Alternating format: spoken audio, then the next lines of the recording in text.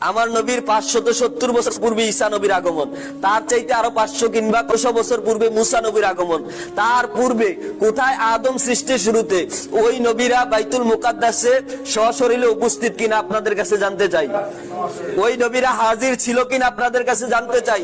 আজকে যারা মৌলবী দাবি করে, আজকে যারা পাগড়ি মাথায় দেয়, আবার আপনার নবীকে যারা কবরের মধ্যে মৃত বলে পড়েন না, নাউজুবিল্লাহ, ওই ওয়াহাবিদেরকে বলতে চাই, আরে আমার আল্লাহ যদি ওই নবীকে, ওই নবীদেরকে বাইতুল মুকাদ্দাসের ভিতরে সশরীরে রাখতে পারে, আমার নবী সশরীরে থাকতে পারে কি পারে না? আমার নবীকে সেই ক্ষমতা দিয়েছে কে? প্রিয় ভাই আমার, ওই নবীর বেলায় দেখেন না, বলে আমার নবী মরে গেলে করেন না, নাউজুবিল্লাহ।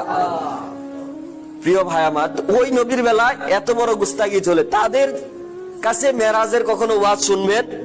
ওয়াহাবিদের মাহফিলে কখনো মেরাজের ওয়াজ শুনছেন? ওয়াহাবিরাও তো মেরাজ মানে সত্য না মিথ্যা? ওয়াহাবিরা মেরাজ মানে কি মানে না? এখন মেরাজের ওয়াজ করতে গেলে মুস্তাফা শান বলতে হবে। মুস্তাফা শান বললে আমার মুস্তাফা যে হাজির নাজির সেই কথা বলতে হবে। আমার মুস্তাফা হাজির নাজির বললে আমার মুস্তাফা যে জিন্দা নবী সেটা বলতে হবে। আমার মুস্তাফা জিন্দা নবী বললে আমার মুস্তাফা যে ইলমে গায়েবের খবর জানে সেটা বলতে হবে।